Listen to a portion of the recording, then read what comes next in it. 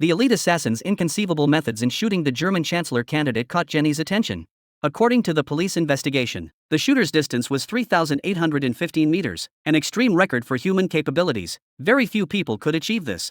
Surveillance cameras captured footage of the suspect leaving the scene with a briefcase. Jenny raised a question about this. The length of the briefcase was no more than 60 centimeters, while the shortest shooting barrel length is about 73.7 centimeters, and a standard barrel is 1 meter long.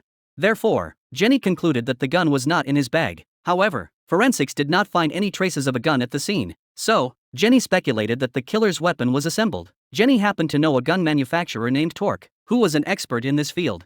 Torque had been in hiding, as he was constantly being hunted, but Jenny had a way to find him. The next day, the Jackal arrived in Paris, France. Although he was safe, he was not relaxed because a day had passed and he still hadn't received the final payment. At the Lyon train station, he entered an internet cafe. On one computer, he plugged in his hacker USB drive, replacing the original operating system. This way, he could erase all traces of his online activity. Then, using the new operating system, he logged into the dark web. This was the site where he interfaced with clients. However, the client had not made any moves. The Jackal had no choice but to actively request the final payment.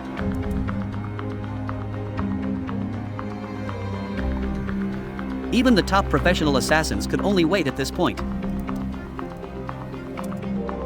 A few hours later, the Jackal couldn't help but ask how long he would have to wait. The other party replied that the payment would arrive within 24 hours.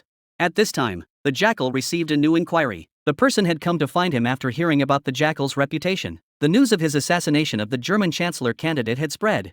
The Jackal hesitated slightly. Taking on jobs in quick succession would bring greater risk, but the other party offered a generous reward, and the Jackal was tempted.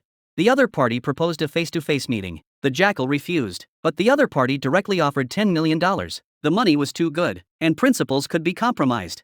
The Jackal proposed an offline meeting fee of $1 million, and both parties could choose not to cooperate afterward. The client readily agreed.